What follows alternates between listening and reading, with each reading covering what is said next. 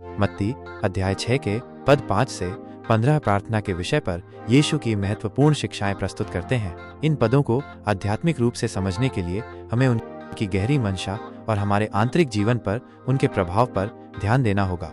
मत्ती 6:5 और जब तू प्रार्थना करे तो कपटियों के समान न हो, क्योंकि वे सभाओं में और सड़कों के कोनों पर खड़े होकर प्रार्थना करना चाहते हैं ताकि लोग उन्हें देखें। मैं तुमसे सच कहता हूँ कि वे अपना फल पा चुके। आध्यात्मिक अर्थ यह पद हमें प्रार्थना के पीछे की मंशा पर ध्यान देने के लिए कहता है। कपटियों का यहाँ तात्पर्य उन लोगों से है जो बाहरी दिखावे पर अधिक ध्यान देते हैं बजाय आंतरिक सत्यनिष्ठा के।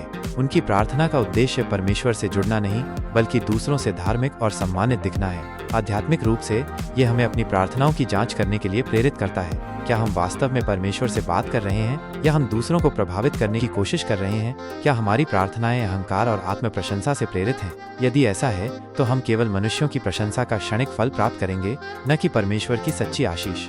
मत्ती 6:6 परंतु जब तू प्रार्थना करे तो अपनी कोठरी में जा और द्वार बंद करके अपने पिता से जो गुप्त में है प्रार्थना कर, और तेरा पिता जो गुप्त में देखता है तुझे प्रतिफल देगा।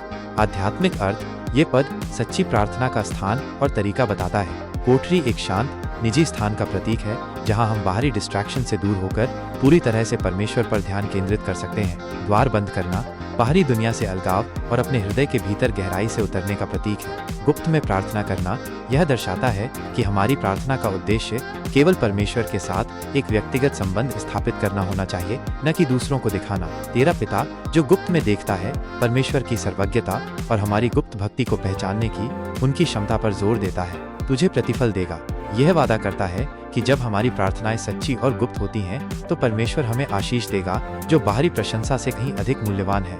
आध्यात्मिक रूप से यह हमें आंतरिक शांति और परमेश्वर के साथ गहरे संबंध की ओर ले जाता है। मत्ती 6:7 और प्रार्थना करते समय अन्य जातियों के समान बक न करो, क्योंकि वे समझते हैं कि उनके बहुत बोलने से उनकी सुनी जाएगी। आध्यात्मिक अर्थ यह पद प्रार्थना में शब्दों की बहुतायत के बजाय हृदय की सच्चाई पर जोर देता है। अन्य जातियों के समान बक करना का अर्थ है बिना सोचे समझे दोहराव वाले शब्दों का उपयोग करना, जैसे कि मंत्र जपना, यह सोचकर कि अधिक बोलने से परमेश्वर हमारी सुनेगा। आध्यात्मिक रूप से यह हमें सिखाता है कि प्रार्थना एक यांत्रिक क्रिया नहीं है, बल्कि परमेश्वर के साथ एक सार्थक संवाद है। महत्वपूर्ण ये नहीं है कि हम कितने शब्द कहते हैं, बल्कि हमारे हृदय की भावना और विश्वास कितना सच्चा है। परमेश्वर हमारे हृदय की गहराई को जानता है और उसे प्रभावित करने के लिए हमें लंबे और जटिल प्रार्थनाओं की आवश्यकता नहीं है। मत्ती 6:8 इसलिए तुम उनके समान न बनो, क्योंकि तुम्हारा पिता तुम्हारे मांगने से पहले ही जानता है कि तुम्हें किन वस्तुओं की आवश्यकता है। आध्यात्मिक अर्थ यह पद